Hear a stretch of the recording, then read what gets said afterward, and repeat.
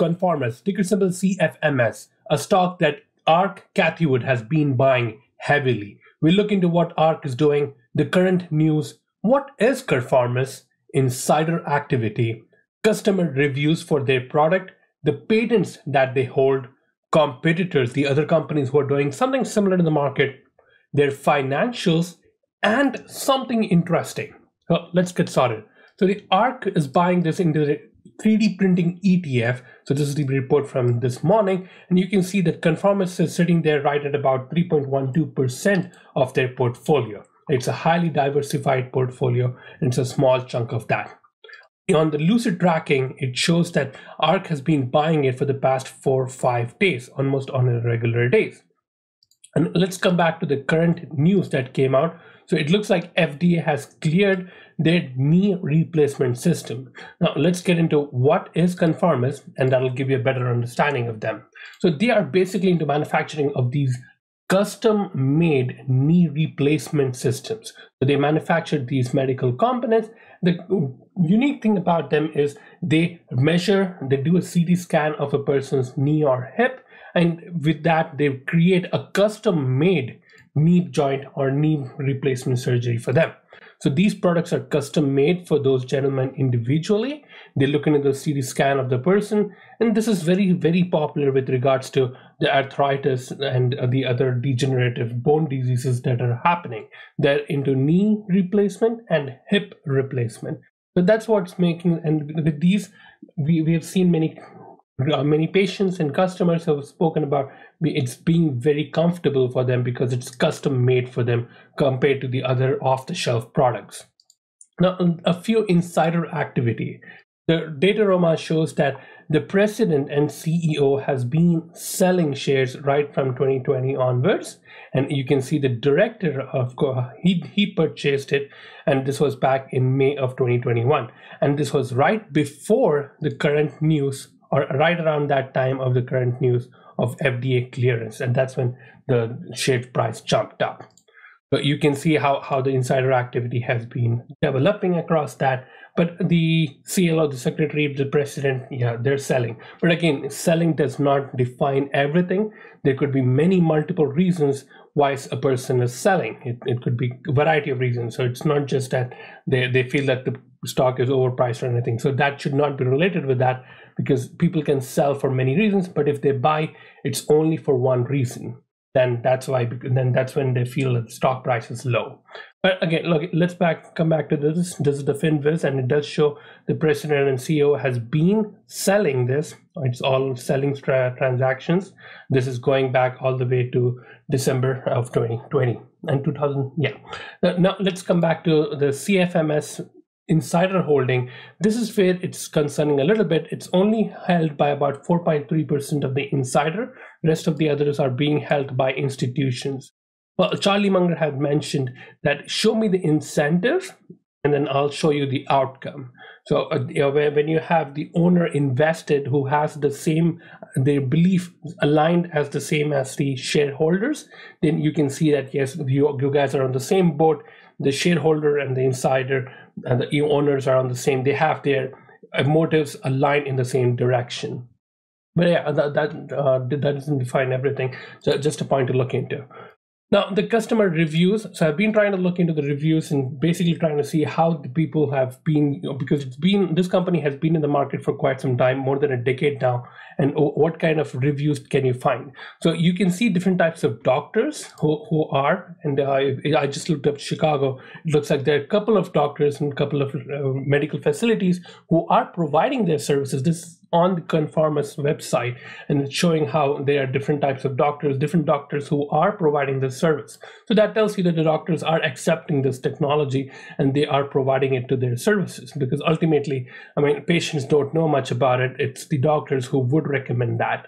So that's something to look into. Now, a few things which I was concerned about. I wanted to look into the people who have already gone through this process and how they are doing it. I mean, if if you were thinking into knee replacement, maybe for someone in your family, what would be the first thing you would do? You would try to look into the reviews and see how the other people have used this and how are they feeling it right now. And these are people who have, they've shown on their website. And if you look into any of these, or open any of these, and it will take you to this website, this page, seeing that there's nothing out there. The video is not there, nothing too much written on it. It's just this paragraph that you can read.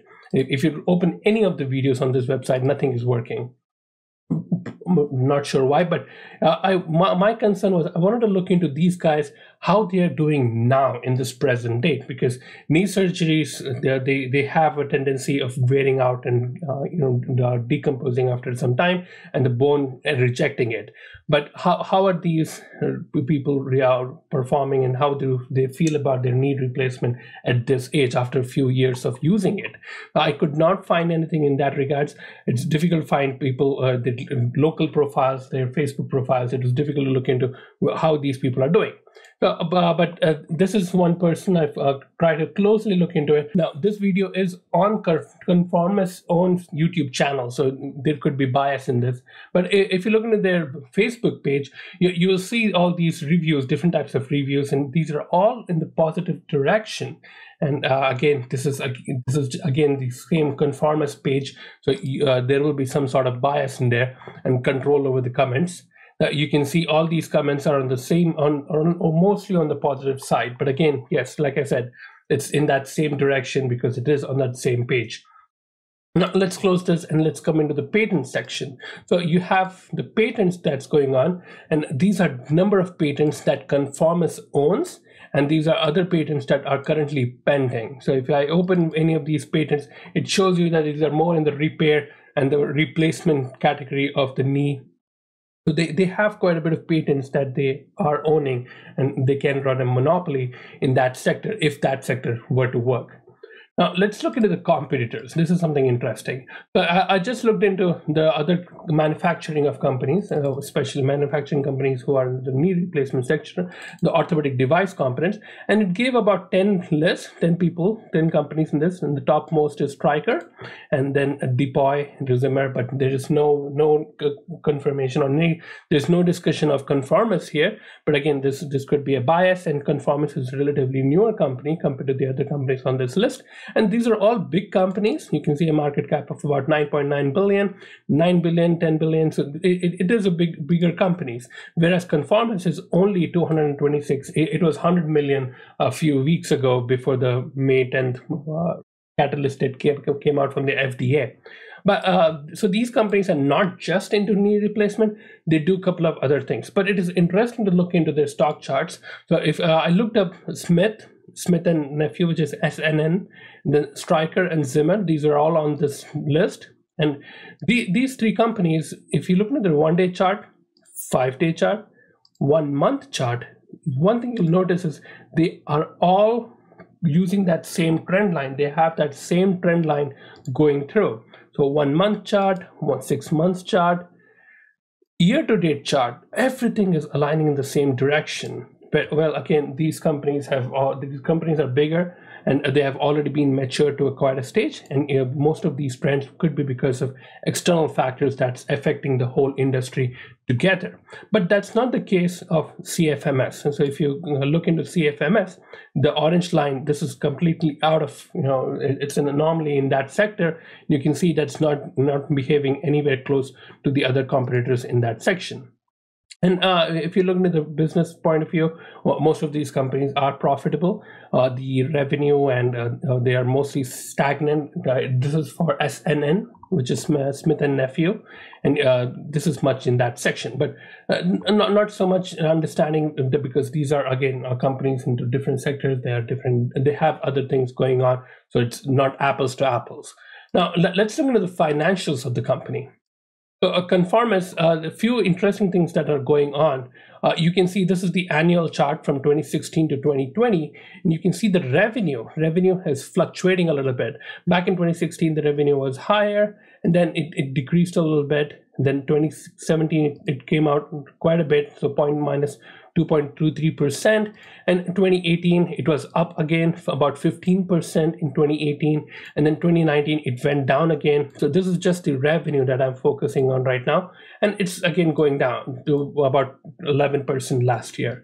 So there are many factors which might be playing in this, but you can see that the revenue has been fluctuating a little bit. But what's interesting is the net income has been increasing. Now this is in the negative section, so you can see the bar graphs below which are decreasing. And right in 2019, they had a huge increase in their net income. And that's probably when they had, if you're looking at the 5-year chart, in 2019, you can see that increase that going on. So they might have, something might have happened where you can see almost a growth of about 600 or 800%, 900%. A stock that was about $0.46 or 0.46 cents, and that went out to about $4.56 in a span of a year. So you can see that huge gain which happened back in 2019, and that was accompanied by the huge increase that happened in 2019 with regards to the net income. You can see the 34%. But what I'm concerned about is the revenue is not following that trend. The income is increasing, but the revenue, you don't see much of it going on. That could be because they are trying to improve their cost. So the cost of revenue, that's probably decreasing. That's how they're controlling their net income. Yeah, well, but yeah, so something interesting to look into. Now, the float on this company is about 142 million. So there is quite a bit of shares out there. Again, but like we saw, the insiders are holding only 4.3%. The short ratio is very less. It's only 4.1 million. Now, this is interesting. This is when back in 2016, the CEO had come out on Mad Money. This is the video. I can post all the links in the description below for you to look into it.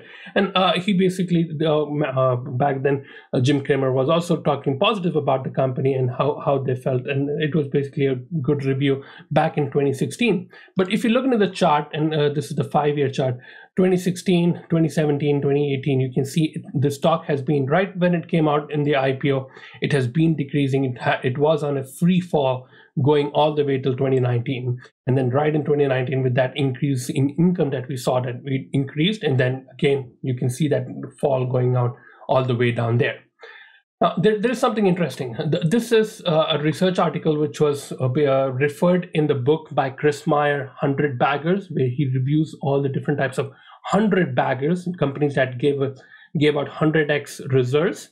And they analyzed different companies and tried to find out different what were the underlying pattern, what are the different patterns in these companies that we can look for in order to find the next 100 baggers. So this was a research by an analyst by Tony from TSA Analysis. So he looked into 100 baggers, a few hundred baggers on his own, and he came out on a few common patterns that he saw. One of the patterns that he mentioned was the revenue or the growth in the company or the earnings growth should be complied with the increase in PE.